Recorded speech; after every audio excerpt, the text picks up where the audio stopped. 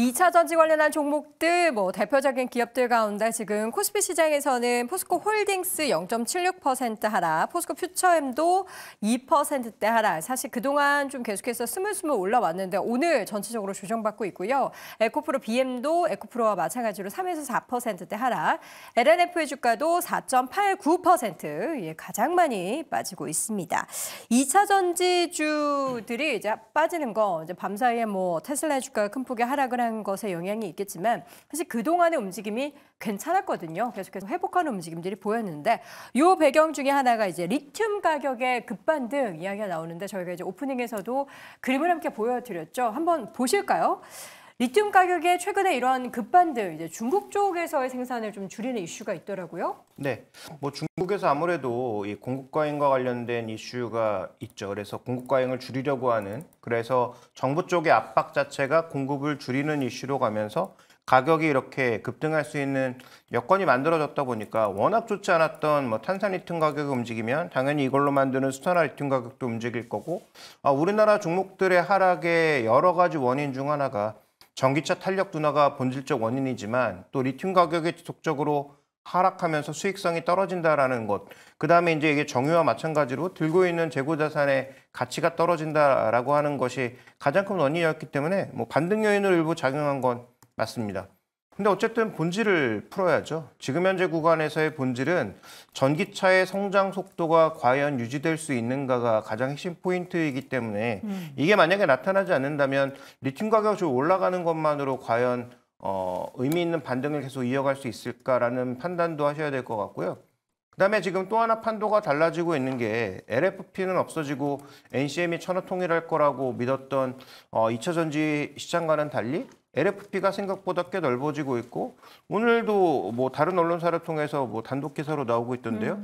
BYD가 우리나라 충청도에 공장 만든다라는 그런 얘기도 지금 흘러나오고 있는 상황입니다. 단독 기사라면 이제 조금 더 팩트 체크가 필요하긴 그렇죠. 한데 네. 가능성이 있다라는 거죠. 근데 충청도도 인정을 했습니다. 관련된 인정했습니까? 얘기가 있었던 것이란 인정을 했고 확실하게 결정된 것은 아무것도 없다라는 정도 얘기를 했으니까 지금 현재 구간에서는 이렇게 중국이 미국이나 유럽의 제재를 피해가기 위해서 헝가리, 우리나라 이런 데다 공장 지어서 FTA가 이미 체결돼 있는 쪽에 뭔가 액션을 취하려는 그런 모습들을 보여주고 있는 것도 하나고, 그다음에 지금 전기차 가격에 굉장히 민감해진 상황에서 서로 가격 할인을 해가고 있는 그런 구간이다 보니까 배터리도 예전처럼 우리 거 써라고 하면서 가격을 올리기가 조금 애매한 측면이 있다라는 그 관점에서 보면은 2차 전지 관련된 종목군들은 여전히 제가 생각하기엔 갈 길이 조금 멀다라는 그런 판단을 하고 있습니다. 네. 방향 자체가 잘못됐다는 것도 아니고 앞으로 성장할 것도 맞지만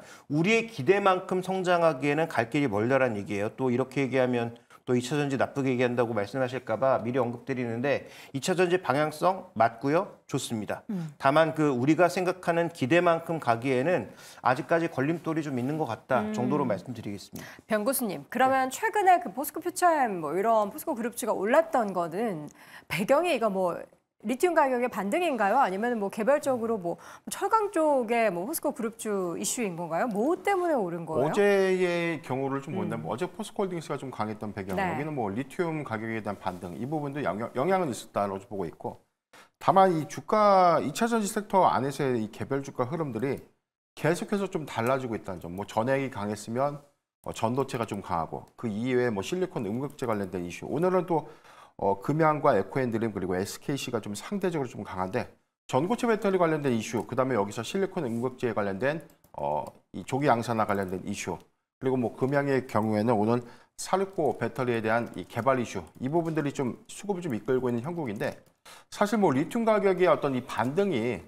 심리적인 어떤 지지선 킬로당 100 이하를 회복해 줄 것인가, 이 부분이 관건이기는 하지만 아직 1분기 그리고 2분기 실적 기조 안에서에 대한 양극 소재사들의 어떤 영향은 좀 지속돼서 상반기까지는 좀 영향을 좀 줄 것이기 때문에 여기서 리튬 가격이 크게 반등했으니 주가가 움직인다라고 좀 단정 짓기는 좀 어렵지 않나라고 보고 있습니다. 다만 여기서 더 이상 빠지지 않고 추세를 좀 더 전환해 준다면 이 양극재 판가에 대한 인하 부분들은 다소 좀 진정이 되면서 판가가 좀 회복되는 관점으로 좀 접근해도 좋지 않을까라고 보고 있는데, 이 부분은 명확하게 리튬 가격이 좀 반등했다라는 단서가 좀 따라줘야 되고, 이 부분 안에서는 이익 개선을 얼마만큼 좀 빠르게 할 수 있을까라는 어떤 실적 확인도 우선되어야 되지 않나라고 좀 보고 있습니다. 네, 오늘 사실 2차전지 관련한 이슈 가운데 가장 오늘 뜨거운 상승을 보이고 있는 종목을 하나 꼽자면 금양입니다. 금양이 469 배터리를 개발했다라는 소식을 시장에 전했죠. 지금 기존에 있었던 배터리를 업그레이드를 했다라고 지금 밝히면서 이게 맞습니까? 좀 팩트 체크를 좀 해야 될 것 같은데 테이블 구수 좀 봐주실래요? 뭐 팩트 체크라고 할 게 있겠습니까? 일단 뭐 469 배터리를 개발했다라고 하는데 이게 본인이 개발을 한 거고 납품하겠다라고 얘기가 나온 건 아닌라는 점. 그러고는 지금 뭐 4680도 마찬가지겠지만 이게 사이즈를 얘기하는 거거든요. 배터리 사이즈를 이야기하는 건데 뭐 4680 같은 경우도 수율 잡는데 한참 걸렸고요. 생산을 실제로 해야 되는 부분이고요. 뭐 금량은 지금 공장을 짓고는 있으나 이게 뭐 생산이 된다, 납품이 된다라는 그런 이슈는 아니기 때문에 결국에는 수급으로 보시는 게 맞지 않을까? 뭐 이렇게 뭐 정리하면 될 것 같습니다. 수급이라 하면 지금 최근에 보니까 금양을 외국인이 엄청 사요. 외국인이 산다고 해봐야 저는 개인적으로 외국인 소진율이 10%가 채 되지 않는 기업들 같은 경우에는 그게 진짜 외국인인지 네. 아니면 뭐 CFD를 활용한 뭐 국내 투자자인지는 알 수가 없는 점이라는 것 때문에 저는 굳이 이거를 외국인으로 해석할 필요가 있나라고 생각하고 있습니다. 네, 그러면 이제 검은 머리 외국인이나 네, 뭐 뭐 그럴 다른 수도 있는 외국인으로 거고. 찍히는 계좌일 수도 있다라는 네. 거죠. 알겠습니다. 이제 금연 관련해서는 이 부분이 이제 개별이 됐다라는 소식이 일단 전해져서 주가가 급등하고 있지만 어딘가 이제 실질적으로 납품을 한다라고 하면 이게 뭐 확실한 모멘텀이 될 수는 있을 것 같긴 해요. 네, 일단 글쎄요. 금양이 워낙 뭐 전력이 많아서 그쵸. 솔직히 말씀드리기 좀 어려운 측면이 있는데 이런 걸 뭐 개발을 해서 말씀하신 대로 납품의 어떤 계약 규모가 정해지면 당연히 뭐 펀더멘탈적으로 회사를 다시 재평가할 수 있는 부분이니까 그래서 그동안 금양이 받았던 평가는 뭐 여러 가지 뭐 회사의 노력에도 불구하고 이 회사가 뭐 에코프로비엠이나 LNF나 다른 기업들처럼 그 정도의 파급력을 갖고 있는 회사라는 인식을 우리가 잘 가지지 못하고 있죠. 뭐 그러다 보니까 뭐 말씀하셨던 숫자를 찍으면 그 인식을 바꿔줄 수 있는 하나의 계기를 만들어낼 수 있기 때문에 뭐 그런 관점에서 의미가 있을 수 있으나 다만 그 소식이 언제쯤 들릴지 얼마의 규모로 들릴지는 아무도 알 수 없다라는 측면에서 저는 별로 그렇게 손이 가지는 않는 것 같습니다. 네, 지금 이제 은은영님께서 궁금해하시는 것 같아서 정정을 말씀을 해드리자면 그 4680이라는 것은 가로가 46, 세로가 80이라는 거죠. 그 크기를 말하는 그 거죠. 센티미터 단위로 일단 보시면 되고 밀리미터 단위로 보시면 되는데 네. 그 우리가 자동차 배터리 특히 원통형 배터리 같은 경우에는 그 배터리가 우리 이렇게 하우징이 돼 있는데 그 안에 원통형이 다다다다 꼽혀 있거든요. 그걸 동시에 이제 연결해 가지고 출력을 뽑고 충전을 하고 이렇게 하는 건데 네. 거기에 있어 가지고 이게 사이즈가 커지면 커질수록 발열이 안 잡혀요.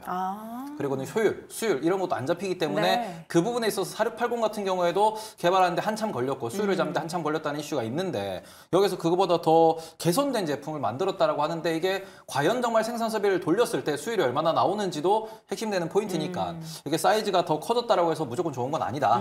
네, 그런 부분에 있어가지고는 조금 그죠 이게 이슈몰이로 가는 거지 않나라고 조금 보셔야 될 것 같습니다. 네, 최근에 이제 종목 가운데서 포스코 퓨처엠 같은 경우에는 뭐 어제도 계속해서 뭐 관련 보도가 나왔지만 기관의 수급이 엄청나게 집중이 됐다 해서 이제 봤더니 무려 21거래 연속 매수를 했고요. 지금 오늘은 아직은 매도로 잡히는 또 장 마감 기준으로 또 봐야 하기 때문에 기관이 이렇게 러브콜을 보내는 포스코 퓨처엠 김장리 교수님은 어떻게 생각하실까요? 네, 일단 트레이딩이고요. 일단 큰 종목이 포스코 퓨처 말고 포스코 홀딩스도 있잖아요. 근데 포스코 홀딩스는 철강이라는 것이 하나가 있기 때문에 무겁습니다. 그래서 그 종목 가지고 플레이해서 먹을 게 별로 없어요. 네. 50만 원 정도 왔다 갔다 하다 보니까 거기서 한계를 느끼고 결국 양극재에서의 아까 말씀하시는 가격의 반등이 단기적으로도 있었고 혹시라도 이제는 그러면은 이익에 대한 전망이 많이 하향되지가 않고 조금 이상보다 둔화되는 거 아니야? 하향의 정도가 이런 기대감을 하다 보니까 대표적인 게 에코프로비엠하고 포스코 퓨처엠을 사는 거죠.